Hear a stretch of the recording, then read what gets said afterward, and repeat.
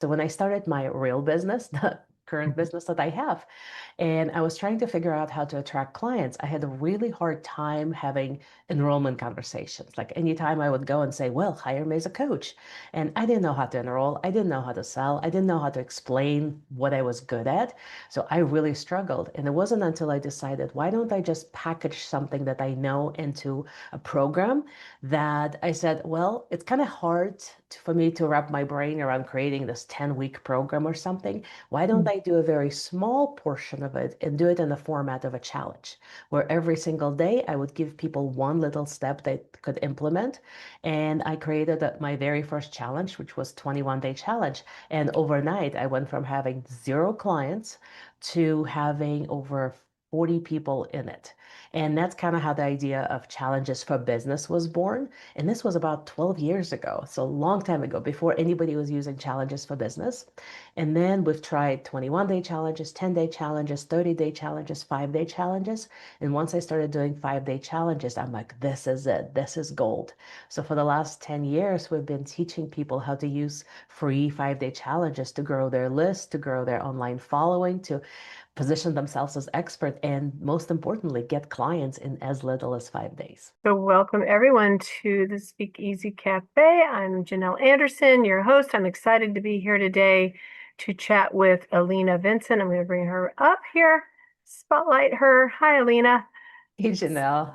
Yeah, welcome. So glad that you could join us today. It's really Yeah, thank you so much for inviting me.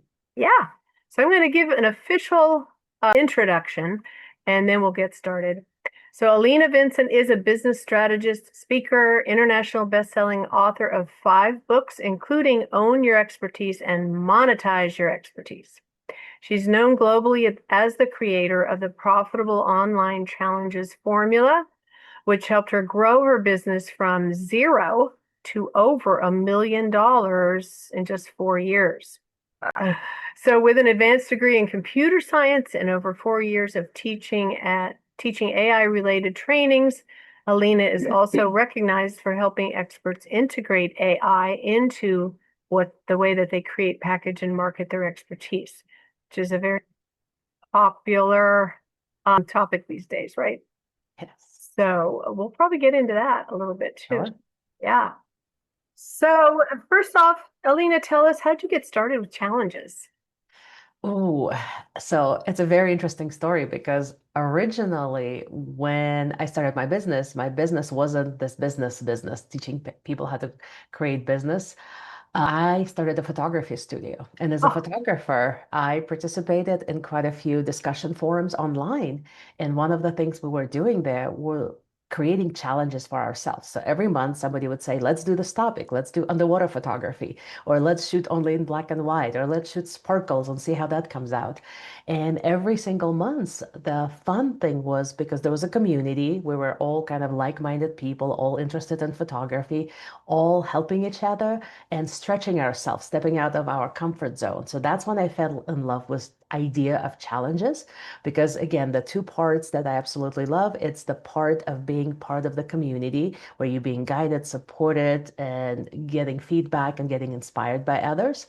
And at the same time, you are taking action and you're doing something you might not have done on your own. And nobody was monetizing that. It was just something fun we did. So when I started my real business, the current business that I have, and I was trying to figure out how to attract clients, I had a really hard time having enrollment conversations. Like anytime I would go and say, well, hire me as a coach. And I didn't know how to enroll. I didn't know how to sell. I didn't know how to explain what I was good at. So I really struggled. And it wasn't until I decided, why don't I just package something that I know into a program, that I said, well, it's kind of hard for me to wrap my brain around creating this 10-week program or something. Why don't I do a very small portion of it and do it in the format of a challenge, where every single day I would give people one little step they could implement.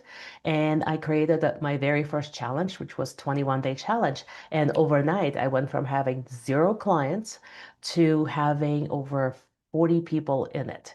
And that's kind of how the idea of challenges for business was born. And this was about 12 years ago, so a long time ago, before anybody was using challenges for business. And then we've tried 21-day challenges, 10-day challenges, 30-day challenges, 5-day challenges. And once I started doing 5-day challenges, I'm like, this is it. This is gold. So for the last 10 years, we've been teaching people how to use free 5-day challenges to grow their list, to grow their online following, to position themselves as expert, and most importantly, get clients in as little as 5 days. Yeah. And like I said, every time somebody talks about online challenges, your name comes up. I did not know the story, the backstory there. Yeah, it's kind of interesting. Yeah. Yeah. That is, my daughter's a photographer. So Mm. that's very interesting. So just for people that maybe don't know what an online challenge is, I think most people are familiar, but can you just kind of give us a definition of what is a 5-day challenge? Sure. So let's start with like, I did not invent challenges. If anybody says that they invented challenges, they're lying through their teeth because challenges have existed since the beginning of the world. Challenge is basically a call to take part in a contest or competition, whether it's against somebody else or against yourself. So you're growing and you're getting better, right? So what we've pioneered is more of this idea of using challenges for business. And in my book, a 5-day challenge, it's basically a mini training where you take a group of people and we have a start date, we have an end date, and you guide them towards a common goal. So you have this community of people trying to learn something new, create a new habit, figure out how to do something. And you have this small container of just 5 days where people are getting laser coaching every single day. Our format for the challenge is very different from what some other people are doing right now. We focus on micro learning. Another thing you might not know about me, in my past career, in my past life, I was instructional designer at the university. So I'm all about how do our brains learn? How do we access information? How do we complete something? So for me, micro learning, which is step-by-step, bite-sized information, that's what we've been doing in our business. So our challenge consists of basically 5 10-minute videos. You deliver that video every single day, and then every single video has to come with an action, with an assignment, with a prompt. So you tell people, this is what you need to do. This is why it's important. This is how to do it. And then we say, go and do it. So over the course of 5-day challenge, people actually get the result that you promised. So it's very interactive and it's very engaging and it's very hands-on. So that's kind of our format.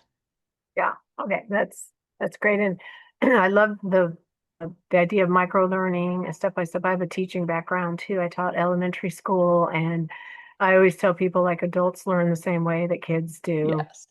Little bite-sized pieces and then taking action on what you Mhm. just learned. So that's Absolutely. the beauty of this strategy. And why do you think they work so well? Why does the challenge work so well for business? Well, there's multiple reasons why it works. I'll give you like the top three or four. Number one, people don't trust people as much anymore when they're investing in something. So when somebody says, sign up for my program or come to my workshop or come to this event and this is everything you're going to get, most of us have an experience where we paid money, sometimes really good money, and we didn't get the results that were promised to us. So because of that, there's a lot of sort of skepticism. So challenge, especially a free 5-day challenge, gives people an ability to try you. Because if you promise that in 5 days you're going to know how to create your blog on WordPress, or in 5 days you're going to have your elevator pitch. And if you didn't deliver, they won't trust you. But if you did, now you have this trust that they've developed with you. They go, oh, you've promised this, and they get exactly that. We have so many people who say, I've gotten more in your free 5-day challenge than I have in the last 5 months of working with a coach. So that's number one thing. So when challenges provide the result that people are looking for, and you actually delivered on your promise, they're a lot more likely to say yes to you at the end. And of course, if you're designing a challenge correctly, you're building the desire for what's coming next. Another reason challenges work really well is, and exactly why we do the 5-day format, is when people experience 3 wins in a row, it kind of pushes that dopamine button and we become, in a good way, addicted to getting results, addicted to wins. So having those micro wins every single day, and it could be, oh, I just named my workshop. Oh, I just discovered who I want to work with. Oh, I just priced my package. All of those little wins add up to after 3 days, they want to continue getting results and they see you as the person who is giving them the step-by-step solution. So in this world right now where we're bombarded with the information, what do you need to do? What actually will get your results? Giving people that laser focused step-by-step approach to like people say, I wake up in the morning and the best thing is I get an email from you that tells me exactly what I need to do to reach my goal. I do it and it works. And then I can't wait till the next day because you're going to tell me the next step. So when the challenge is over, people go, oh, now there's a vacuum. Now nobody's telling me what the next step is. So, and they are a lot more likely to say yes to your next invitation, to your next offer. Yeah, that's awesome. So what, like you said, if you do it properly, it works really well. So what are some of the Yes. top mistakes that people make when they try to do challenges? Oh, the top mistake I would say is very, very easy to make. And I worked with thousands of people on their challenges over the last 10 years. And everybody, people who are just starting out and it's their very first digital product they're creating, or people who have multi-million dollar businesses, they're all making that mistake. And the mistake is making the promise of your challenge too similar to the promise of your offer. So, for example, if you have, let's say, a program on how to get clients from LinkedIn, it's very easy to think like, oh, my program, my challenge should be how to get your first client from LinkedIn. So the promise is basically the same, but people think I'll give them a taste, and then of course they'll buy my $2,000 program. And what happens in reality is you say, who wants to learn how to get a client from LinkedIn? And your ideal clients say, yes, that's exactly what I've been looking for. So they all sign up. You give them value, you give them just a little bit. So if you consider 5, 10 minute videos, it's about an hour worth of content. So you give them a little bit and they go, oh, I can see the light at the end of the tunnel. And they're engaged. They're like, this is exactly what I've been looking for. You're the best. This is the best challenge I've ever been in. And you get to the end and you go, now I have this $2,000 program where over the next 5, 10 weeks, we're going to discover everything else you need to know about LinkedIn. And people will say, I think I got enough because you just gave them the band-aid. And they go, why would I pay money for what I perceive more of the same? So you basically end up jeopardizing your own offer. And in that case, people come to me and say, people love my challenge. How come nobody bought? And the answer is because it's way, way, way too close to what you're doing in your program. Yeah, that's such a common mistake. I've made that I don't know how many times. And they call it false closure, right? You give them Mhm. the sense that they have what they need to go do the thing that your bigger program is promising. It's okay. Thanks, this was great. Now I can go do it on my own. Yes, And yeah, exactly. yeah. So important. And those of you listening here in the Zoom room with us, or those watching this on YouTube, write that down because that's like a major aha insight key secret. Yes. I did not And know for so long. And you Yeah. probably won't know it until you make it. And some people make it and they don't realize why. They think, oh, maybe I should have given even more information. And it's in any group that I ever speak in, there's invariably like multiple hands go up and say, yep, I've made that mistake. So if you haven't done challenges yet, write it in your book. This should be one of the biggest takeaways from today. Yes, and it's also true in a workshop or a webinar or any place where you're making an offer. If you're making that uh, first taste so similar, and then they feel like I've got it now, thanks. And you're going to feel like, for me, I was kind of addicted to like that feeling of, oh, thank you. This was so valuable. You've given me more than I've ever got somewhere else. And you feel like, wow, I really did great. I gave them this huge value. But then they're all walking away saying thanks. And they go off, and you're like, what just Yes. happened? So Mhm. important to really understand that. Why, Yeah. what makes people buy and what makes people want to go to the next step. Yeah. So let's talk about, because in here in the last month, the theme has been, how do I fill my workshops? It's one thing Mhm. to get people registered for a workshop, and that's what I teach is workshops. How do I get people to actually show up? So I think that doing a 5 day challenge leading up to and culminating in maybe a longer workshop that then you offer your program. How does that work? And Well, great question. First of all, I want to make sure we're on the same page when we're talking about workshops because people have different definitions. In my book, when we teach workshops, it's always a paid workshop. So it's not a free workshop. Is that correct? I usually teach free ones, but I mean paid Mm. ones.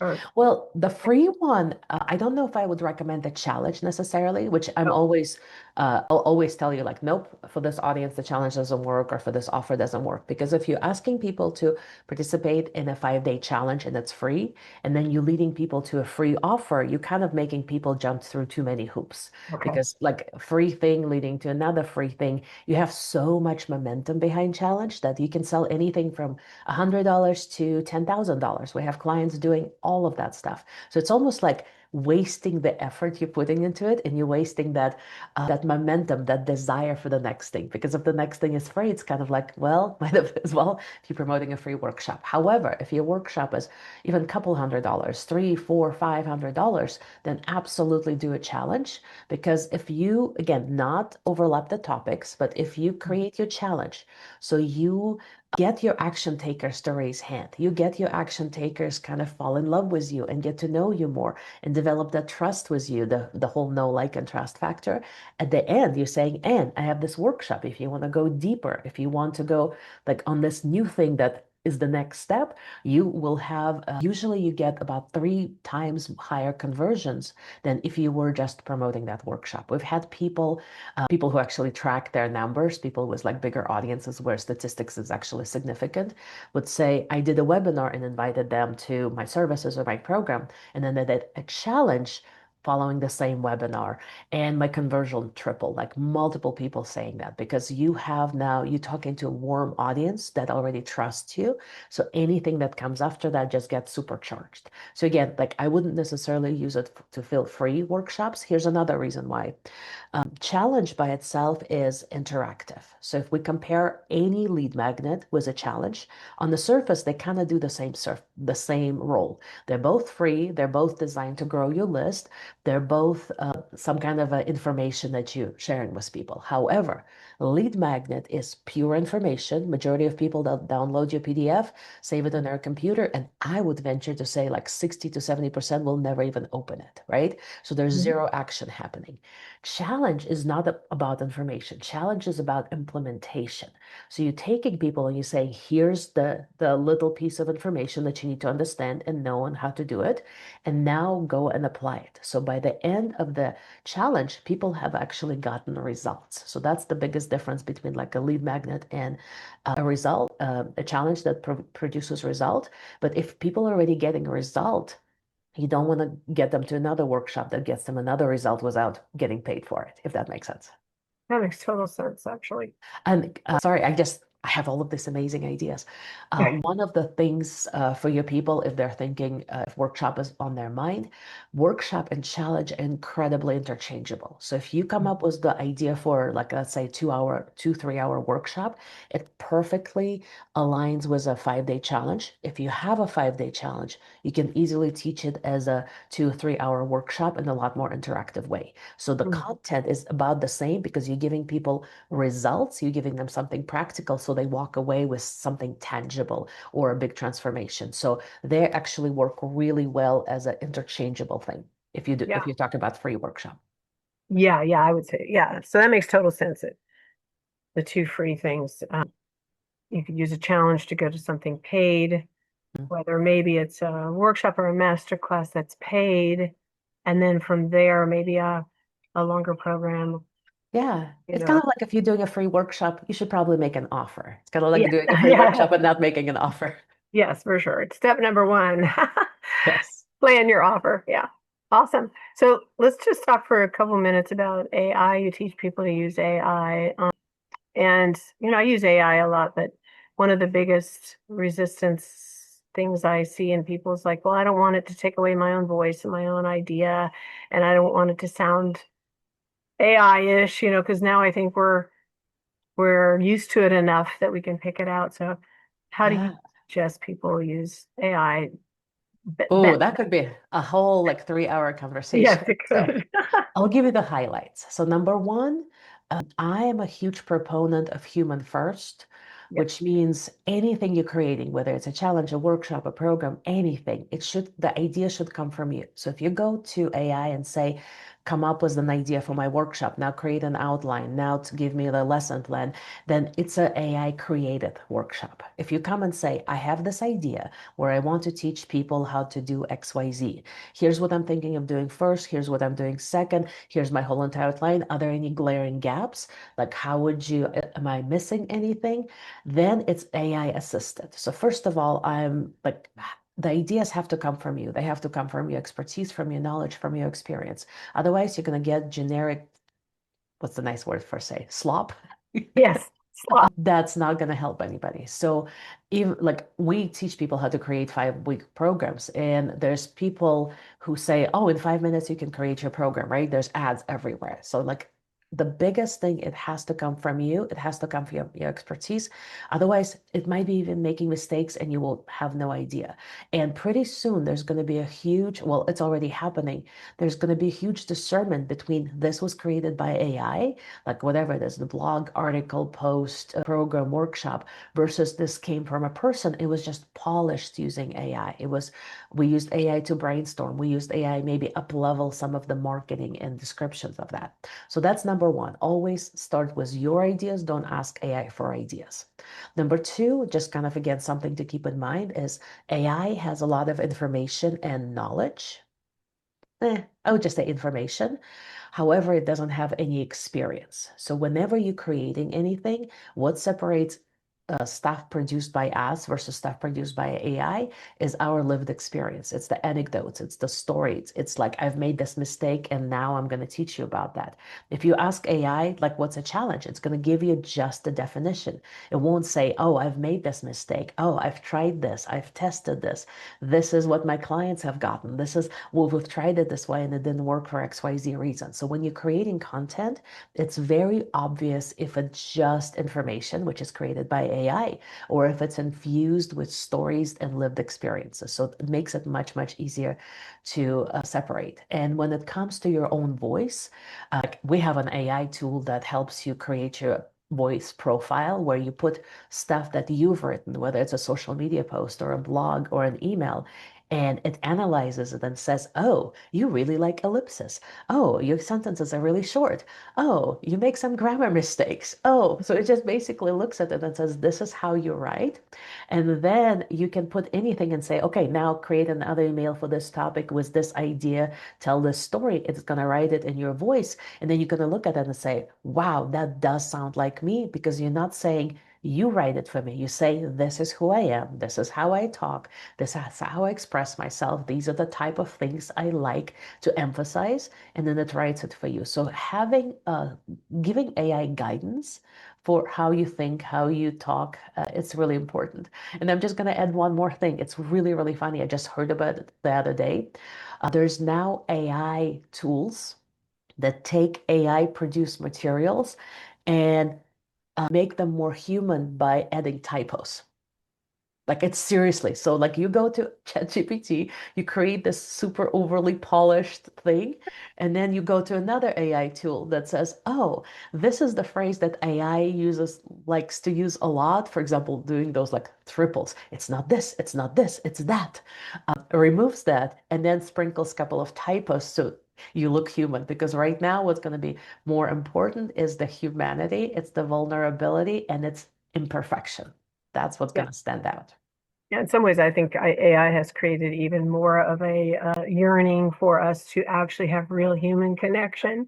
Yes. Because, you see the AI produced videos and pictures and all that, and you're like, no, I want to be connected to actual humans, which is something I talk a lot about in a workshop, or like what you do in a challenge, that connection, interaction with Yes. people, with you. That's what Yeah. they want. So it can't replace that. And can fake it. No, no. Awesome. Well, I know you have a free gift for everyone. I do. I'm going to Uh, put it in the chat. Can you just share with us what it is? Sure. One of the questions that people ask is kind of what goes into creating a challenge. So we took our challenge checklist, basically the checklist we've used for years on getting ready for a challenge. So it's every single element that you need to think of before, during, and after your challenge is over. And we put it together in this profitable challenge checklist that you have available for you.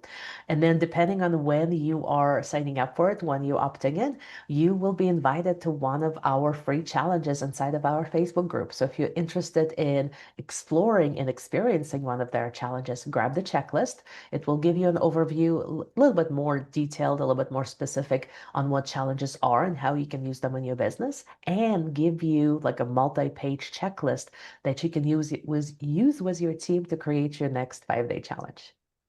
Fantastic. What a great gift. So those of you in here in the Zoom room, grab that while you can. It will be in the show notes below this video in YouTube for those of you watching this later for sure. So thank you so much, Alina. This was like power packed with so much great information. And I've never done a challenge myself, but now I'm really Oh, motivated to try it. you But should I want to definitely learn do from it. you first. That's one thing that I always say is like, don't try to reinvent the wheel. Go learn it from somebody that's worked out all the kinks and has made all the mistakes already and can show you how to do it properly. So thank you so much. And those of you sitting here in the Zoom room, now is your chance. If you have a question for Alina, now you've got the chance. You can raise your digital hand. We'll bring you up here to ask any question that you might have for Alina. Anybody out there? We've got several of you sitting here. Was this good? Did you guys enjoy this? Arena, I think you have a question. I can see you reaching to unmute yourself. Come on up. Yes. Hi. Hello, Alina, and Janelle too. So my question is, I did try, Alina, maybe you remember, I tried once to Mhm. participate in challenge creating program. My challenge, my personal challenge is that this actually the engagement part, because I found that one of the attractive just to share with you, Alina, one of the attractive parts of your offer to me was to help me to understand how to speak better with my Facebook community. Mhm. And I tried and it didn't work for me. So Uh-huh. my always challenge is how to get more, I don't know, interest in what I'm saying, because as a group owner, it's Mhm. becoming like a noise, like, kids don't listen to parents. So the group members don't really listen to the administration. They more correspond with each other than the Yeah. ones who can offer them some services, some, whatever. So my question is how to get attention from the community so they could join me on my challenge that I'm Mm. on. Okay, so there's a couple of things. If you have a Facebook group and your people are talking to each other, you should get a gold star, because the hardest thing is for them to interact with each other. So if you already have that going, you're already like halfway there, because that means Right. they're coming there.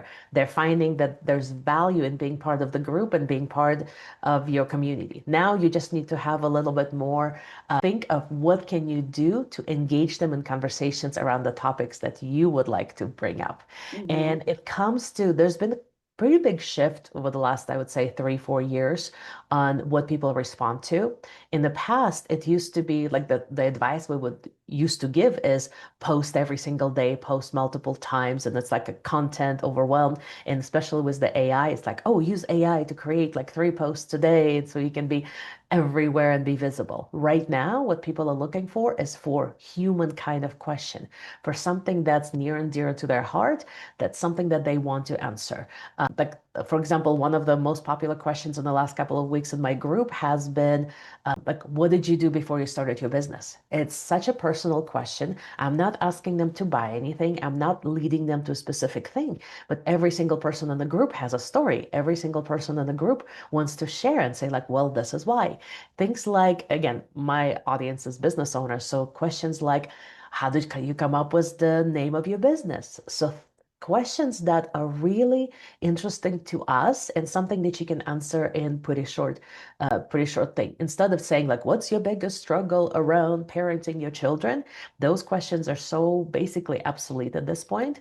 You want to ask questions that are engaging and something that they want to share with others, something that not super personal, not super deep, also something that makes them feel good about themselves or about their business or about their clients. So if you can come up with those type of questions, you're going to get more engagement. And once the people are engaged, the next invitation, more people will see it. So the one of the things that has been changing, like even in the last couple of months that I've noticed, Facebook groups are getting more visibility. So it kind of goes up and down depending on Facebook algorithms, if we're talking about Facebook. Lately, it's actually been increasing quite a bit. And the last challenge we did just about a month ago was very, very active. The biggest thing is get them talking about anything, mostly about the things that they're near and dear to their heart, and then invite them, and they're going to be a lot more receptive. Okay. All Hopefully right. that Thank helps. you. I'll try. I'll try more other questions because my questions were more like market research, but to do Yes, those something things don't different. work anymore. No, I Yeah. found that out too. Yeah. Yeah. Awesome. Thanks for the Thank question. you. Thank you. Before we go, I wonder if everybody would be willing to do like a group picture. I just realized I haven't done this before.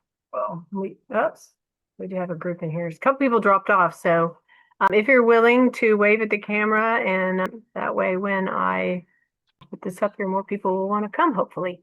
All right, I'm going to count 2, 3 and find oh, where's my thing? Okay, guys ready? 1, 2, 3. Awesome. Thank you guys. Perfect. Thank you, Alina, for coming today. We really enjoyed it. Yeah, thank you so much for having me. It's been Yeah, fun. yeah. And thank you everybody for coming, and thanks for the question. Like I said, you can catch more of these on my channel on YouTube. I also wanted to let you all know I have a workshop coming up this week, and I'm going to drop this really quickly here in the chat. Hold on a second. I still have my picture up. I have to grab it. Awesome. All right. And it is called the Client Enrollment Workshop. I teach how to take a workshop and create a system out of it for attracting clients and enrolling clients in your programs. So I'm going to drop that in here. It's free. It's coming up on Wednesday at 3 p.m. Eastern time. So here you go. And I'd love to have you guys come join me. We're going to talk about some similar things actually in workshops as Alina was sharing. Some of the same strategies work. Yep. So hope to see you there. Thanks again, Alina, and grab her gift. Make sure you grab that, and hopefully you guys will start trying some challenges. Mhm. All right. Thanks so Bye. much, everybody. Bye-bye.